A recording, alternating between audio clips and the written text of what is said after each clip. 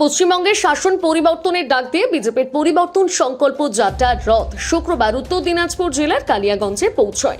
এদিন রায়গঞ্জ ও হেমতাবাদ বিধানসভা এলাকায় বিভিন্ন কর্মসূচি ও পরিক্রমা শেষে বিকেলের দিকে কালিয়াগঞ্জে আসে এই রথ। ঢাক ঢোলের বাদ্য সহকারে হাজারো বিজেপি কর্মী সমর্থকদের উপস্থিতিতে টায়ার কোম্পানি মোড় থেকে ধনকৈল পেট্রোল পাম্প পর্যন্ত একটি বর্ণাঢ্য পদযাত্রা অনুষ্ঠিত হয়। পদযাত্রা চলাকালীন বিবেকানন্দ মোড়ে স্বামী বিবেকানন্দের মূর্তি, সুকান্ত মোড়ে বিদ্রোহী কবি সুকান্ত ভট্টাচার্যের মূর্তি এবং ধনকৈল মোড়ে মনীষী পঞ্চানন বর্মার মূর্তিতে মাল্যদান করে শ্রদ্ধা নিবেদন করেন বিজেপি নেতৃত্ব ও কর্মীরা। এদিন বিকেলে কালিয়াগঞ্জের ফতেপুর হয়ে বিজেপির পরিবর্তন সংকল্প যাত্রার রথ কুশমন্ডি দিয়ে দক্ষিণ দিনাজপুর জেলায় প্রবেশ করে। উল্লেখ্য, গত ২রা মার্চ ইসলামপুর থেকে বিজেপির এই পরিবর্তন সংকল্প যাত্রার সূচনা হয়। দলের জাতীয় সভাপতি নীতিন নবীনের হাত ধরেই কর্মসূচির উদ্বোধন করা হয়। এই বিষয়ে বিজেপি মণ্ডল সভাপতি তালিনী রায় মণ্ডল বলেন, দেখুন, আজকে প্রথমেই আমাদের বাঘনবর্তলিতে ওদের রিসেপশন ব্যাপার ছিল। আহমেদাবাদ বিধানসভা থেকে কালিয়াগঞ্জ বিধানসভায় যখন ঢুকবে তখন বাঘনবর্তলিতে আমাদের সম্বর্ধনা সভা ছিল, মানে স্বাগত সভা আর কি।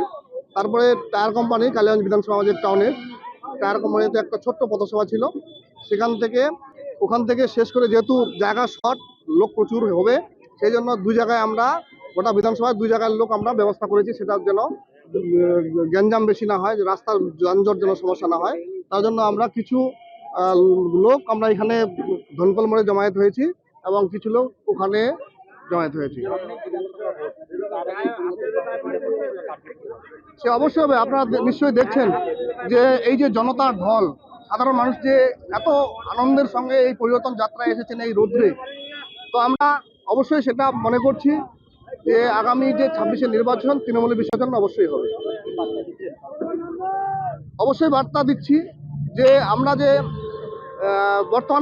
বর্তমান পশ্চিমবঙ্গের যে অবস্থা, বর্তমান পশ্চিমবঙ্গের অবস্থাতে নারীরা সুরক্ষিত নয়, সনাতন ধর্মের মানুষরা সুরক্ষিত নয়।